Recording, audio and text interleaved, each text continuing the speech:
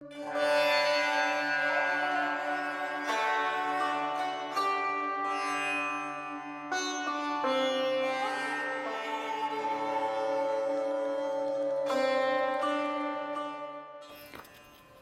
morning, everyone. This morning we're finishing up Merging with Śiva, chapter 45, entitled Spiritual Training, from the 1972 Master Course. Lesson 314, The Power of Prostration. Interesting title. Prostration at the holy feet of the Satguru has been performed in Hindu India and Sri Lanka for thousands of years. It's an ancient custom and a very valuable one because it separates the people who can prostrate from those who cannot. It separates the deeper souls from those still going through the intellectual and instinctive areas of the mind. It allows the aspirant himself to know where he is on the path, and it allows the Satguru to know at a glance, without thought, where the seeker is on the spiritual path by the emanations out of the spine. As he prostrates himself face down before him. Prostration issues forth definite energies when done before the Guru or the temple deity. The ego is naturally subdued, humility strengthened, and the soul of Guru and disciple enjoy deep rapport in that moment. Siddhanta has always had blind bhakti for God, gods, and Guru. Their mothers and fathers are often included and showered with the same feelings of love. They are by nature very sweet people, Yanaguru Yogaswami said. Guru Bhakti is the greatest blessing. Cherish it and relish it and be refreshed. Advance on the path of Dharma. Call on the name of Shankara Shiva. Know that there is not one wrong thing. And proclaim that all is truth. Seek for the grace of God. Repeat Shivaya Nama. You must realize self by self. If you will, peace and patience shine, and you will be your own support. Let like and dislike be snuffed out. Ponder not upon past karma. Resolve to kill the three desires.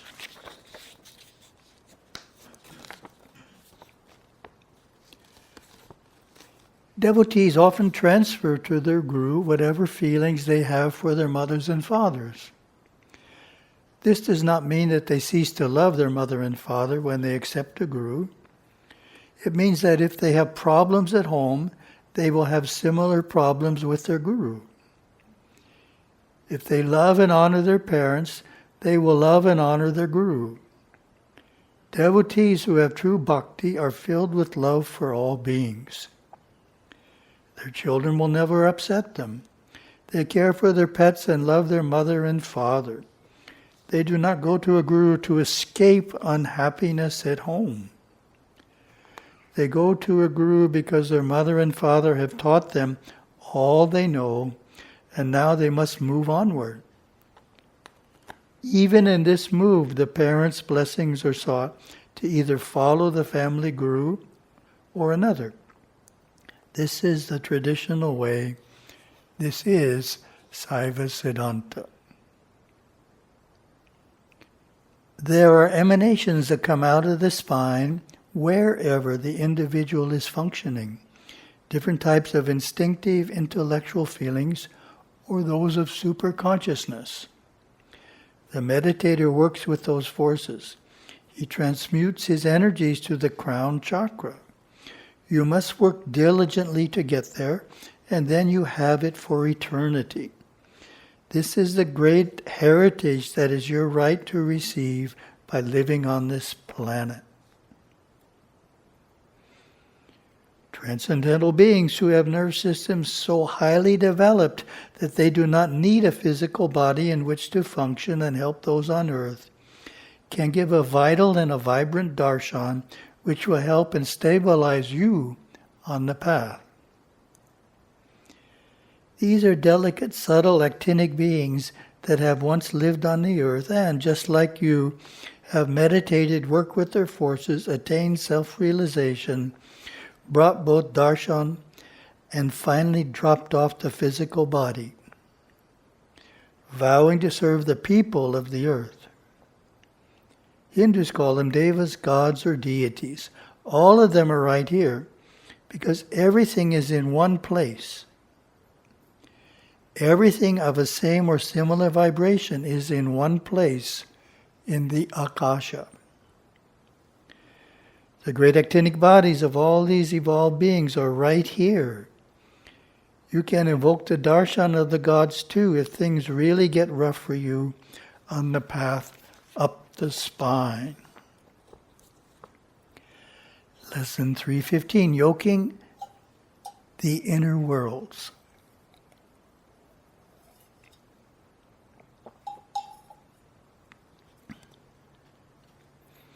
An advanced adept can, in meditation, travel in the akasha too.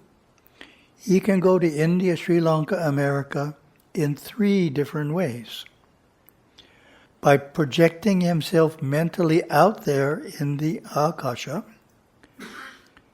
by sitting and bringing Sri Lanka here, or by traveling in his astral body and actually being there. People would see him there if they were inwardly awakened. The great devas or gods visit temples and participate in keeping the darshan vibration going strong. They help the Satgurus too. They help the disciples of the Satgurus by giving a wonderful psychic protection. They can usually be contacted by ringing a bell. The bell is one of the things that penetrates in vibration into the akasha. If you trace the evanescent tones of a bell in and in and in, right into the light, it will be the last sound you will hear before soundlessness occurs. All other sounds will fade away, and you will only hear the bell as the last overtone of sound. On the tone of a bell, you can bring a yogi safely out of meditation. He will begin to hear that sound and will come out into normal consciousness after a while. Otherwise, you might talk to him and he might not even hear you. You can awaken a sleeper out of deep sleep by ringing a bell softly. The soft tones of the bell will penetrate into the depths of his sleep or meditation and bring him out in a very nice way into physical consciousness. As the bell is the first, so the flame is the second thing that penetrates that deeply into consciousness. The inner plane being, once contacted, would then use the water on your home altar to put in all of the accumulated unwholesome vibrations found in the room.